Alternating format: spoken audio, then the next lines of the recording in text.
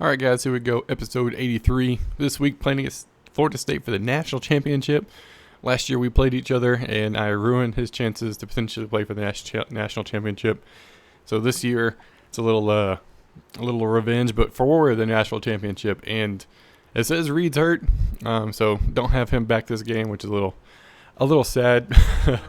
But that's just the way it is. He got the ball first. I won the toss, elected to receive it, or elected to kick it. So he's doing all right running the ball. His first run was like a 16-yard gain. Not a good start, but his running back did win the Heisman, so his running back is really good. We stopped him there, a little short. Had a big gain. He's trying to quiet the crowd. I'm trying to get him pumped. And he hands the ball off, gets a couple of big blocks, and off to the races, and nobody on my team is fast enough to catch him. And he just got a lot of key blocks right there and did work with whatever he got. So 58-yard touchdown run, that's how he starts the game. Now I got the ball. And Reed's actually back. I thought he was injured, but they said he's in, or at least he's playing this game. I thought I audibled it right there after the first down. Apparently I did not. Obviously, I had no idea what was going on, and I ran for a 9-yard loss. So that was not a good start. Second and 19, coming out throwing here, and everybody is covered, and I try to force it to A. Stupid pass. I wasn't really paying attention, I guess. It's just not a good start to this game at all. So he gets the ball now, 2nd and 2, trying to keep him out of the end zone again. He cuts it back for the first down and potentially more. His running back is good. I'm glad he's a senior. Very glad he's a senior. That is for sure. So 1st and goal. Right after that, about 2 minutes left in the first quarter. Drop back the pass, and he's scrambling around a little bit, trying to bring Jones over there. He stops and guns it for the touchdown to Chambers. He's up 14-0 in the first quarter. Man, not looking good for me at all. If I get the ball, moving downfield now, 1st and 10. Hand it off to Adkins after a huge run we just had. And back juke. Back juke works. It's not as good as it is in Madden, but it works pretty good. That's a little 6-yard gain. A backup doing some work. About 20 seconds left in the end of the first quarter now. 3rd and 6, trying to get the first down here. I don't think I called that play, but I audibled out of it anyways. Got to the play I wanted to run and moving some people around, changing some hot routes and all that. Drop back the pass and CX kind of open and overthrow him. I don't know what my deal is, man. Past 2 games, I'm missing wide open receivers. So 4th and 6, end up punting it, putting him down on the 10-yard line. He gets the first down. 3rd and 7 now, trying to keep him again, bringing some pressure. He drop back in a little zone, and he just beats the zone, finds the guy in the gap, and gets the huge first down. He gets another first down right after that. And he keeps driving. About 3.5 minutes left, 2nd and 2. Hands it off to the fullback, and we carry him into the end zone for the touchdown. He is up 21-0 going into the half, but it's not over yet. Actually, it pretty much is. I think I got the ball through an interception. He hands the ball off to the running back, breaks the tackle, and then trying to catch him right here. Breaks the tackle. Luckily, he steps out of bounds, or that was 6 again. My gosh, dude, could not stop his running game at all. So 4th and goal here, about 10 seconds left. Hands it off to the running back, and he just cuts it back and makes it in for the touchdown. He did a very good job of running the ball, making cuts when he needed to and hitting the holes. So in the 3rd quarter now, I'm down 28-0. About 7 minutes, so right after the kickoff. Drop back the pass, little screen pass. Hit Marshall. Yeah, boy, look at all those blockers. Nobody's even on the screen. If that guy comes flying in, whoops, juked him. But he's not near fast enough. His dudes are all fast as all get out, offense and defense. 6,000 yards of offense for the season, but couldn't bust a big play. So 4th and goal, pretty much a last-ditch effort. Have to score here. Field goals won't help me at all because my defense isn't stopping him. Do a little I don't know. And that's pretty much how it ended. Luckily, he ran out the clock for me, so I didn't have to get beat worse than that. And he ends up winning it. A little revenge over last year whenever I stole it from him, or stole his ability to play. He comes out and just beats me down hardcore, 28-0. And that's with him even having accelerated clock on and running the ball a lot. So very fortunate it wasn't worse than what it was, because it could have been very easily.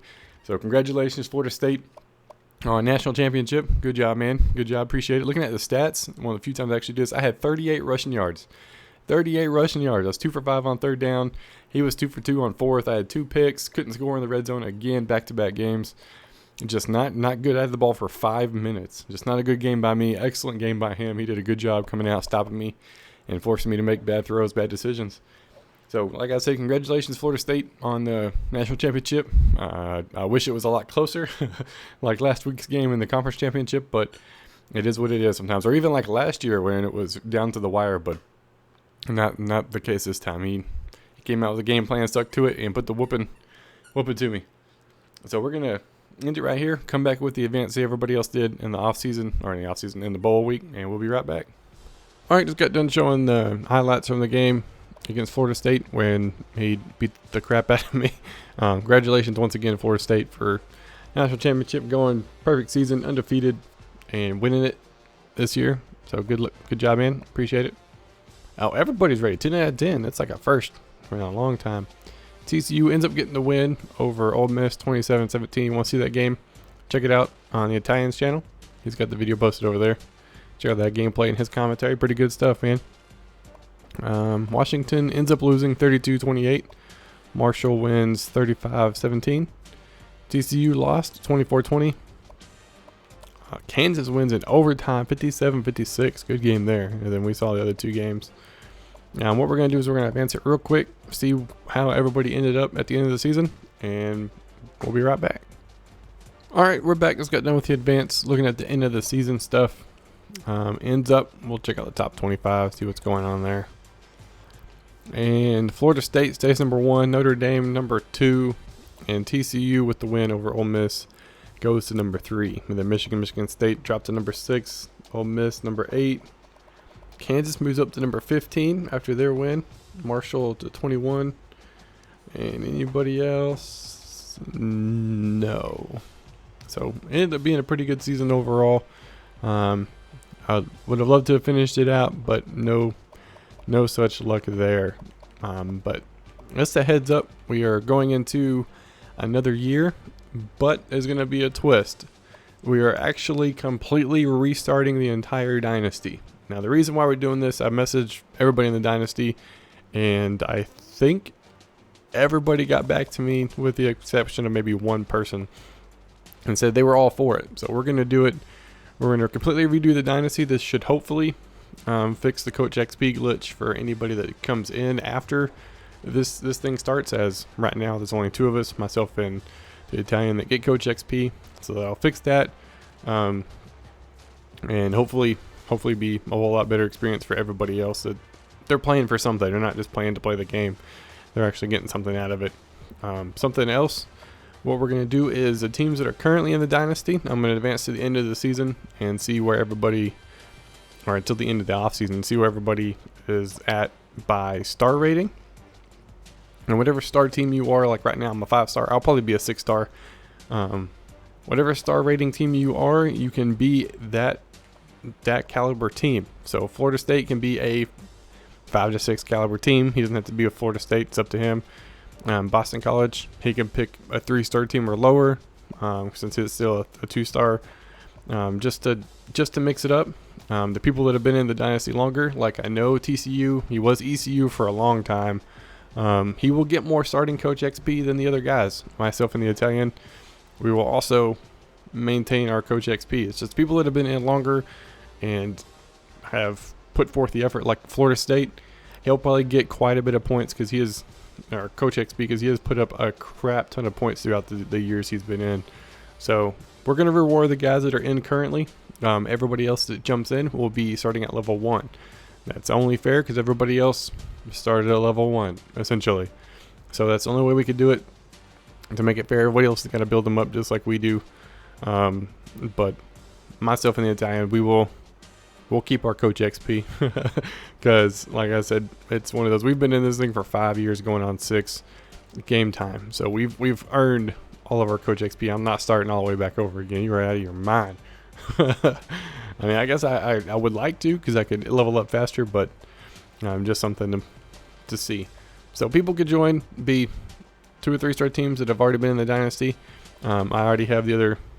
I know for a fact 1 guy, maybe 2 dudes that are on the list to join to make us back up to 12. And when everybody gets all set up and ready to go, we will start it. So hopefully it won't take as long in between the end of this season and next season, since we don't have to go through the coach carousel and all that jazz. But we will definitely mix this up for sure. I think myself and the Italian were talking, and we probably won't even be in the same conference anymore. Not that we don't want to be, because it's fun playing users. We will purposely schedule user games to make that happen. Everybody will play users. There's no way around it. I'm going to force that to happen.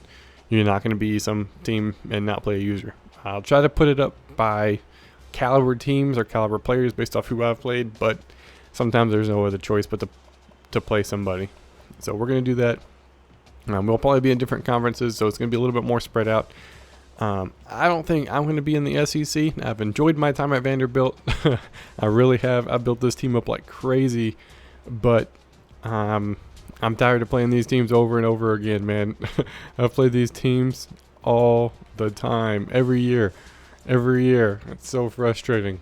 So I'm ready to get a little bit more excitement going on, and seeing what's going on in the rest of the country, man. Get us out of the same conferences we've always been in.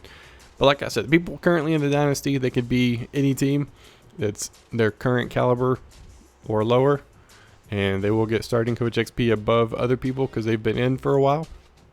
But new people will all start out at coach level 1, and hopefully this fixes the glitch for everybody coming in if for some reason none of these guys stay or some of these guys don't stay. So just a heads up there, we will not be Vanderbilt next year. We are switching schools, starting all over. More than likely, we're just going to generate names for players and go from there with the 2013 roster. So Johnny Manziel technically would still be in, but there's no way around it. It's not like NCAA is putting out another game. They are done. So we're just going to do the best we can. Maybe look and see if there's some 2014 updated rosters. I don't know how they would do that, but might do that. But we'll see. But like I said, ended the season on a high note. Kind of. We made the conference championship, won it, and made the national championship and got beat down. So we ended on a high note. Good year for us to end on, and good time to restart the Dynasty, revamp it, and come in with something new, something different.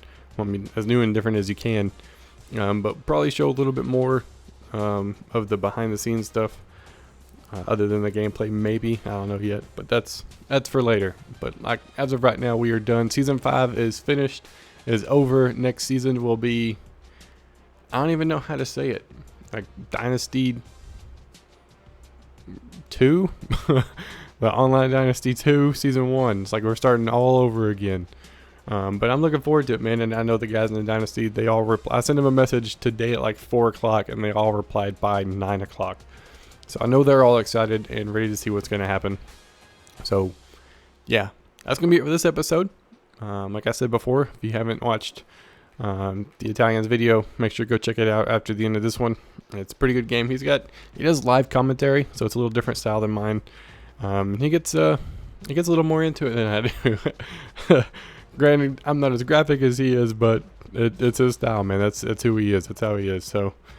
A very, very good video. Make sure you go watch it. Go check him out. Make sure you subscribe to him. But right now we're done. We're out of here. And we'll see you guys in the next season.